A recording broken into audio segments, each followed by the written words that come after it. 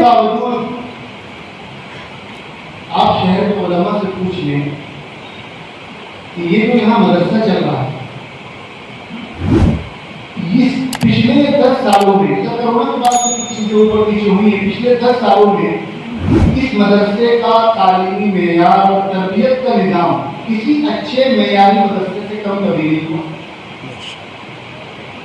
اس مدرسے کے تحت اس وقت 80 مکاتب چل رہے ہیں، جن میں 7 جگہ دارالاقامہ ہیں اور وہاں 40 سے لے کر 20-40-100 تک بچے رہتے ہیں۔ 170 لوگوں کا اسٹاف ہے جن کا پورا خرچ یہاں سے چلتا ہے۔ والد صاحب رحمۃ اللہ علیہ نے حق ایجوکیشن 2011 میں قائم کیا، جہاں فضلائے مدارس کو انگریزی کا کورس کرایا جاتا ہے۔ مجلس تعارف ختم نبوت کے تحت انہوں نے کئی ضلع میں عقائد کی محنت کی، اصلاح عقائد کی محنت کی۔ ابھی مولانا صاحب تذکرہ کر رہے تھے پولیس اسلامک علمی اکیڈمی کا، انہوں نے اپنے دیگر ساتھیوں کے ساتھ مل کر قائم کی۔ محکمہ شریعت دارالقضا چل رہا ہے، اور بھی بہت سارے کام انہوں نے کیے، اور الحمدللہ وہ سارے کام جیسے والد صاحب کے زمانے میں چل رہے تھے ابھی بھی چل رہے ہیں۔ ہمارا سوال یہ کہ اگر ان جلسوں کی وجہ سے والد صاحب کی زندگی میں بھی اور ان کے جانے کے بعد بھی کوئی کمی آئی ہوتی کام میں، تو یہ اعتراض بالکل درست تھا کہ خالی جلسے کرتے رہتے ہیں۔ جن پر یہ الزام ہے کہ خالی جلسے کرتے رہتے ہیں، شہر میں اس لائن سے سب سے بڑا کام بھی انہی کے سر پر ہے۔ دیگر لوگ اپنے اپنے حلقے میں کام کر رہے ہیں، لیکن اتنا ہمہ جہت اور اتنے بڑے لیول پر ہمارے شہر میں تو کوئی نظر نہیں آتا۔ جو لوگ جلسے نہیں کر رہے ہیں وہ سب کام کر رہے ہیں، لیکن اتنا بڑا حلقہ نہیں کسی کا۔ اور پھر یہ جو جلسے ہو رہے ہیں، آپ لوگ کہتے ہیں کہ اس میں عوام کو پیسہ بہت ضائع ہوتا ہے۔ محرم میں 15 دن شہدائے اسلام کے جلسے ہوتے ہیں، جن میں سے اکثر جلسے مسجد کے اندر ہوتے ہیں، کوئی خرچ نہیں ہوتا۔ اور جو باہر ہوتے ہیں وہ ایک زمانے سے ہوتے چلے آ رہے ہیں، وہی علاقے والے اپنی جیب سے کرتے ہیں، جیسا ہمارا کوئی لینا دینا نہیں۔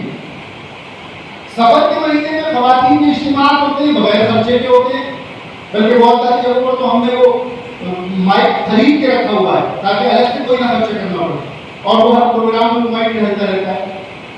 ربیع الاول کے مہینے میں 30-32 پروگرام ہوتے ہیں، جن میں سے اکثر پروگرام 27-28 پروگرام مسجد کے اندر ہوتے ہیں، بغیر خرچے کے ہوتے ہیں، اور جو باہر ہوتے بھی ہیں تو وہ لوگ اپنے طور پہ کراتے ہیں۔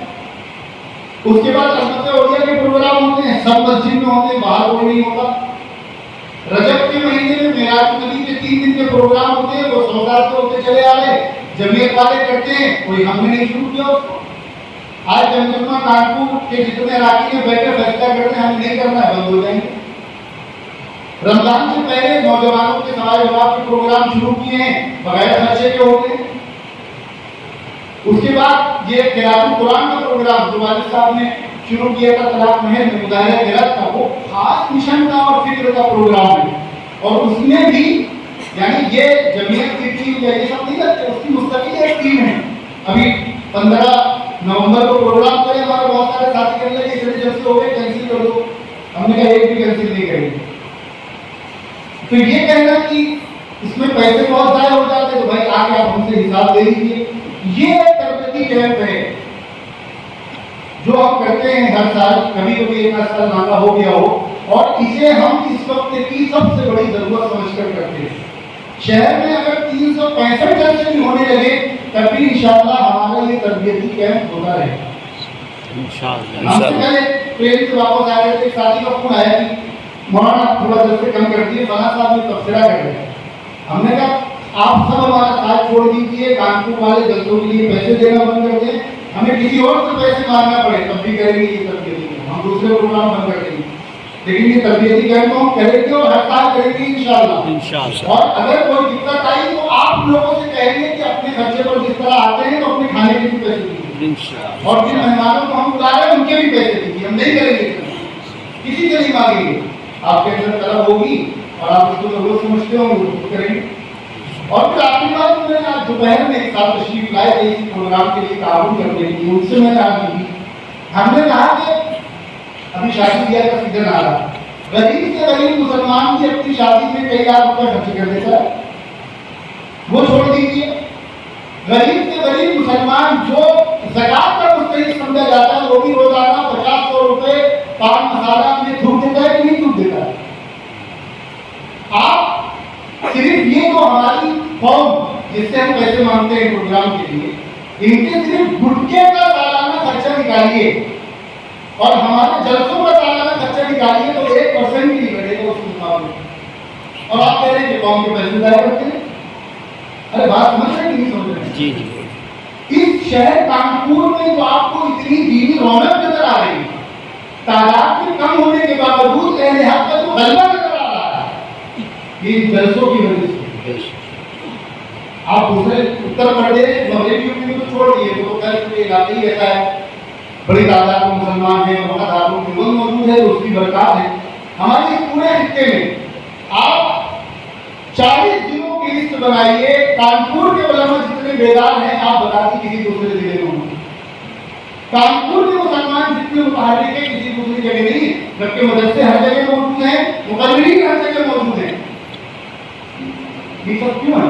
کیا کرتے ہیں دوسری جگہوں میں؟ کیونکہ یہاں جلسے بہت ہوتے ہیں، کچھ دنوں میں جمع کرتے تھے، ہم آؤ دین کی بات سنو۔ اور آخری بات میں نے تو بہت سارے اس میں نوٹ بنایا تھا، سوچا تھا بہت کچھ کہوں گا لیکن تشریف فرمائے دونوں حضرات۔ آخری بات کہ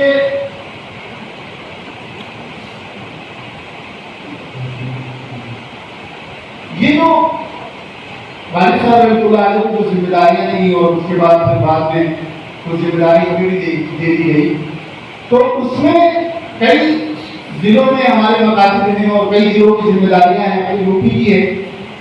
تو کانپور میں ہم رہتے ہیں، ہمارے لیے کانپور میں پروگرام کرنا، میٹنگیں کرنا آسان ہوتا ہے۔ اس لیے کچھ دنوں میں آپ دیکھتے ہیں اخبار میں، سوشل میڈیا پہ آ رہا ہے، کوئی میٹنگ ہو رہی ہے، کوئی جلسہ ہو رہا ہے۔ اس لیے ہو رہا ہے کیونکہ ہم یہاں کر رہے ہیں، ہم کہیں اور جا کر کریں گے، کرنا تو ہے ہی ہم۔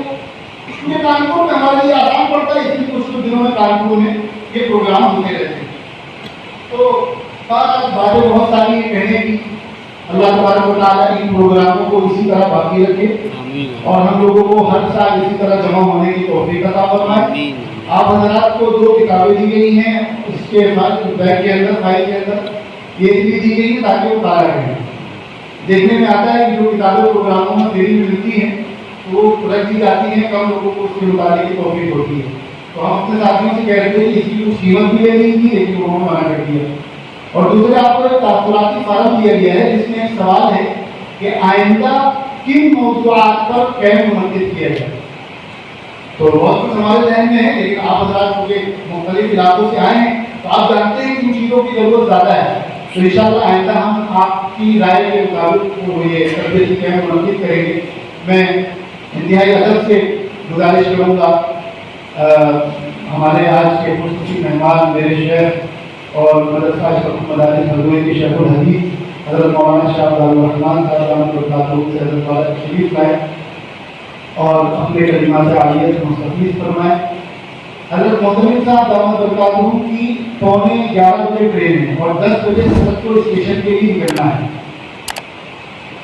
یہاں سے فارغ ہو کر ایک جگہ جانا ہے، وہاں بھی ٹائم لگے گا کچھ۔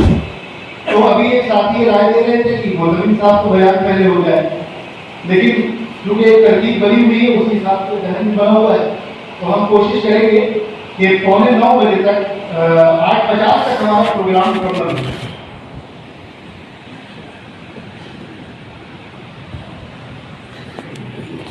ہو۔